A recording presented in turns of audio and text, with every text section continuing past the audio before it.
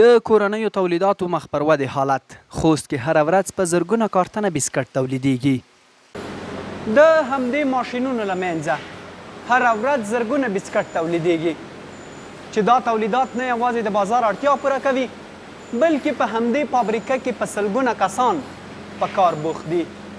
د خوست په صنعتي سکتور کې د ودان بابا جان شرکت چې له شاوخوا 14 کلونو راهیسې فعالیت کوي او نن سبا هره ورځ زرګونه کارتنه بسکټ تولیدوي چې د هیواد بېلابېلو بازارونو ته رسیږي.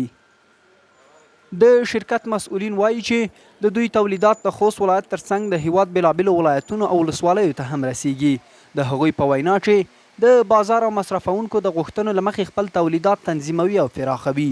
مسؤلین زیاتوي چې په دې فابریکه کې شاوخوا 250 کسان په مستقیم او غیر مستقیم ډول په کار بوخت دي.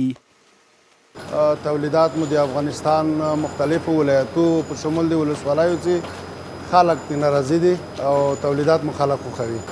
موږ د تولید ظرفیت کافي ظرفیت لرو.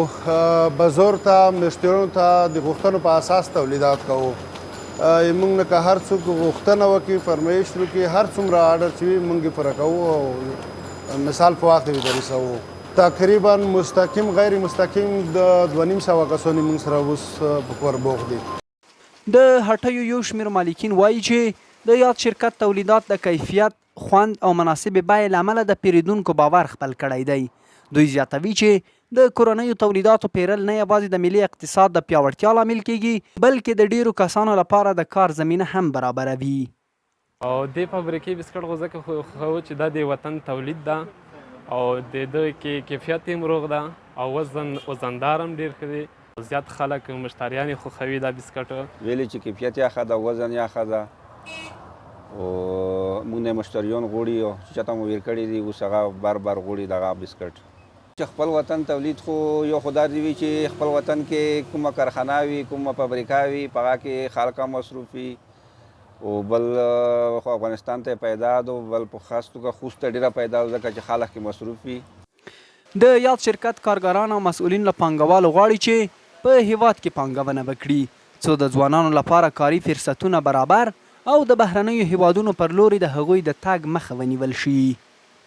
موږ ډېر خوښ یو په دغه خوښ چې بهر ملکو ته نه سو خپل هیواد کې کار کوو مزدوري کوو بس مخام کور ته زه ګیس کارخانې ته ارسو لګیا و خپل افغانستان کې په دې خوښ په هغه تجارت مو دا غږ ده چې په بهر هیوادو کې چې پانګونه کوي راځي چې په خپل افغانستان کې د پانګونه وکړي چې موږ تاسو غریبان او یتیمان ورونه دلته مصروف شي. مخکې په سعودي کې وم بیا سعودي نه راغلم د سعودي نه ځکه چې په سعودي کې پیسې زیاتې دي خو د سعودي نه موږ ته دا کار ډېره بهتره دی ځکه چې ورځې کار کوو بیګا ته خپل کور ته ځو.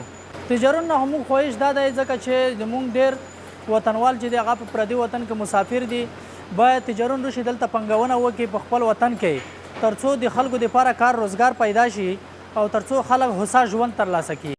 هغه تجارت ورونه که په داخل کې او په بهر کې د هغه نه موږ غاښ کو چې رشي په خپل افغانستان کې په هر ولایت کې چې پانګونه وکړي چې موږ هغه تعلیم یافته ورونه چې نن په قاچاق نورو هیوادو ته د کور دپاره چې هغه باید دلته کور زمیناوي ته برابره شي. د یادونې وړ ده چې سوداګر د خامو موادو کمښت د صنعتي پرمختګ پر وړاندې ستر خنډ بولي.